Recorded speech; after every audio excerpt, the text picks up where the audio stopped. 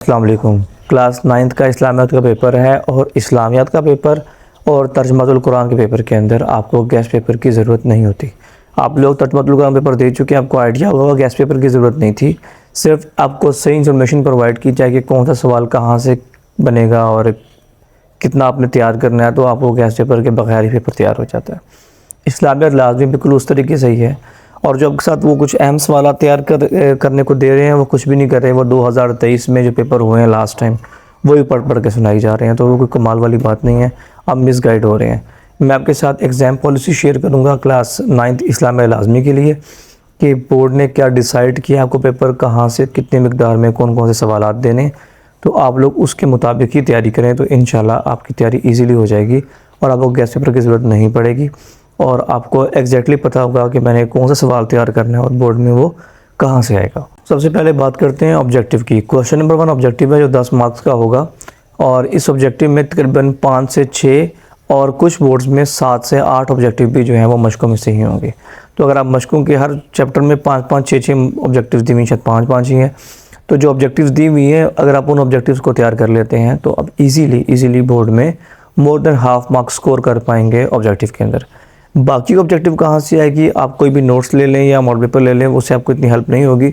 आपको सिर्फ चैप्टर को किताब को स्टार्ट से लेकर लास्ट तक रीड करना है। सिर्फ रीडिंग कर लें एक मरतबा, और साल में अगर आपने पहले कभी की हुई है तो कुछ जो हार्ड टॉपिक्स हैं उनको रीड कर लें बस, तो आप लोगों की मुकम्मल तौर पर ऑब्जेक्टिव तैयार हो जाएगी। वो रीडिंग से ही तैयार होगी, वो नोट से तैयार नहीं होगी। फिर भी अगर आप रीडिंग नहीं करते हैं तो 10 में से 7 ऑब्जेक्टिव जो हैं वो इजीली अटैम्प्ट हो जाती हैं, क्योंकि 5-6 तो कंफर्म आपको मशकों में से आनी है। बाकी के ऑब्जेक्टिव जो हैं वो शॉर्ट क्वेश्चन में से बन जाती है। शॉर्ट तो आपने आप तैयार किए ही होंगे, इसलिए आपके ऑब्जेक्टिव मुकम्मल तौर पे सॉल्व हो जाएगी। क्वेश्चन नंबर 2 होगा शॉर्ट क्वेश्चन। जो क्वेश्चन नंबर 2 वाला शॉर्ट क्वेश्चन है, ये वाला पार्ट आपका पहले 3 बाब से होगा, ठीक है। और ये याद रखें कि उसके अंदर जो अल्लाह ताला के नाम दिए हुए हैं उसमें से सवाल आ सकता है, ईज़िली आ सकता है। उसके अलावा अहादीस जो हैं, अहादीस के बारे में भी सवाल आ सकता है। या जो तर्जुमा आपने याद किया हदीस का, उस तर्जुमे के अंदर से सवाल बनाकर आपसे पूछा जा सकता है। तो जब आप पहले 3 बाब तैयार करें तो इन 2 चीज़ों को ख़ास तौर पे तैयार करना है। और शॉर्ट क्वेश्चंस में बोर्ड फोकस करता है इकसाम पर, डेफिनेशंस पर कि फ़लाँ चीज़ से क्या मुराद है, इससे क्या मुराद है, उससे क्या मुराद है, और इकसाम के ऊपर, ठीक है, अहादीस पर, फ़ज़ाइल पर, आयात पर। इन चीज़ों को अच्छे तरीके से तैयार कर लेंगे और ये सारी की सारी चीज़ें जो क्वेश्चन नंबर 2 के अंदर पूछी जाएंगी, उसका मेजॉरिटी पार्ट जो होगा वो आपका मश्क में से ही होगा। यानी कि अगर आपने पहले 3 बाब की मशकों को, अल्लाह ताला के नामों को और साथ में अहादीस को इतने अच्छे तरीके से तैयार किया है, सिर्फ मशकों के सवाल, अहादीस और अल्लाह ताला के नामों को, कि आप कहें कि मेरा सवाल मशकों में से आएगा तो गलत नहीं हो सकता, तो फिर आपको अंदर से तैयार करने की ज़रूरत नहीं पड़ेगी। आपके मशकों में से इतने सवाल आएंगे कि आप इजीली बोर्ड पेपर अटैम्प्ट कर पाएंगे। जो उससे अगला शॉर्ट क्वेश्चन का पार्ट है वो यूनिट नंबर 4 से लेकर 7 तक का आता है, यानी बाब नंबर 4 से लेकर बाब नंबर 7 तक का आता है। और उसमें भी सेम कंडीशन है कि अगर आप मशकी सवाल तैयार कर लेते हैं शॉर्ट क्वेश्चंस के, तो आपको इजाफी करने की ज़रूरत नहीं पड़ेगी। लेकिन हमें मशकी को इस तरीके से तैयार करना है या किसी किस्म की भी गलती है उसके अंदर ना हो, ताकि आप लोगों को पूरा मार्क्स मिल जाए। क्योंकि आप एक्स्ट्रा क्वेश्चन अटैम्प्ट नहीं कर पाएंगे, आपको तो सिर्फ वही क्वेश्चन अटैम्प्ट करने हैं जो आप लोगों ने मशकों में किए हैं। तो मशकों को बहुत ही बेहतरीन तरीके से आपको तैयार करना पड़ेगा। इसके बाद आएगा आपका लॉन्ग क्वेश्चन। लॉन्ग क्वेश्चन के बारे में कहा जाता है कि इसके 3 के 3 बाब जो हैं वो बाब शिशम से होंगे, जिनमें से आपने कोई से 2 का अटैम्प्ट करने हैं।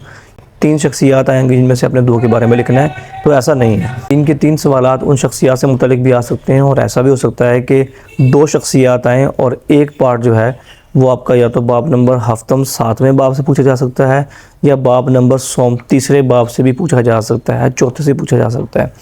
तो मैं आपको ये मशवरा देता हूँ कि आप लोगों ने क्या करना है कि आपने 2 शख्सियात ही तैयार करनी है। 3 शख्सियात तो आएंगी नहीं, और वैसे भी तीसरी की चॉइस है। तो मैं आपकी रिसानी कर रहा हूँ कि अगर आप लोगों को शख्सियात याद नहीं हो रही हैं तो सहाबा कराम को, सहाबियात को, ये दोनों चीज़ें आसान हैं। जो बहुत वीक बच्चे हैं वो सहाबा कराम और सहाबियात को करके चले जाएं। इस तरीके से उनका इजीली 2 के 2 अटैम्प्ट हो जाएंगे। हो सकता है उनका अगर पेपर मुश्किल आया तो 1 तो अटैम्प्ट हो ही जाएगा सहाबा और सहाबियात को तैयार करने से। और जो बच्चे पढ़ने में अच्छे हैं और वो कहते हैं रिवीजन का टाइम कम है, तो सहाबा और सहाबियात को करने के बाद वो उलमा और सूफिया कराम में से कुछ एक चीज़ तैयार कर लें तो पूरा पेपर उनका अटैम्प्ट हो जाएगा। ऐसा नहीं है कि कुछ रह जाएगा उनका, ठीक हो गया। तो बाब नंबर जो शिशम है उससे 3 के 3 सवाल आ जाएं, इसके चांस कम है। चांस ये है कि शख्सियत 2 ही आएंगी और तीसरा पार्ट जो होगा वो किसी और बाब में से होगा।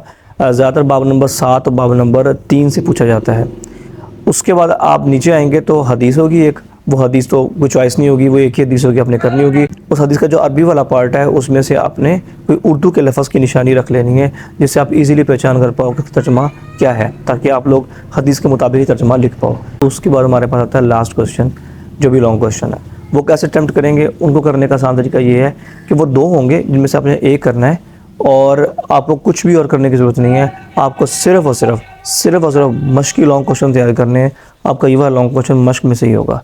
आपने दो में से एक करना होता है, तो दोनों के दो मश्कों में से होंगे तो अच्छी बात है, नहीं तो एक तो कंफर्म मश्कों में से होगा और आपने एक ही अटैम्प्ट करना है। अगर आप शुरू के बाब से लेकर बाब नंबर 7 तक सिर्फ मश्क की लॉन्ग क्वेश्चन तैयार कर लेते हैं, जो हर मश्क में 1 से 2 दिए हुए हैं, तो आप इजीली लास्ट वाला पार्ट अटैम्प्ट कर लेंगे। और क्योंकि ऊपर वाले लॉन्ग क्वेश्चन में भी इसमें से कोई सवाल बन रहा है, तो वहाँ पर भी आपको हेल्प हो जाएगी।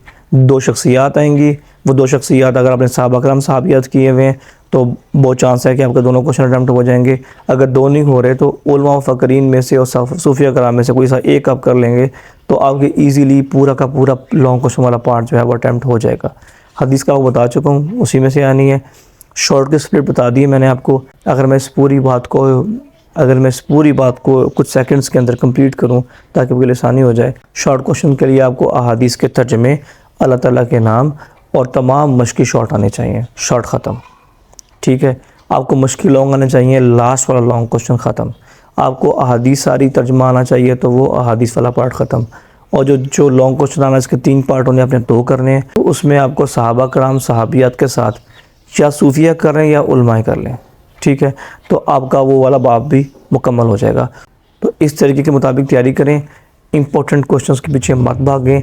इंपॉर्टेंट क्वेश्चन या तो वो आपको सिर्फ मश्की सवाल दिखा देंगे, और या तो वो आपको 2023 के पास पेपर पढ़ के सुना देंगे, और कोई गारंटी नहीं है कि पेपर उसमें से आए, ठीक है। मश्कों में से आएगा। जो तरीका मैंने आपको बताया उसके मुताबिक आप तैयारी करें, इंशाल्लाह आपकी तैयारी भी आसानी से हो जाएगी, आपके मार्क्स भी फुल आएंगे। अपना ख्याल रखें। अल्लाह हाफ़िज़।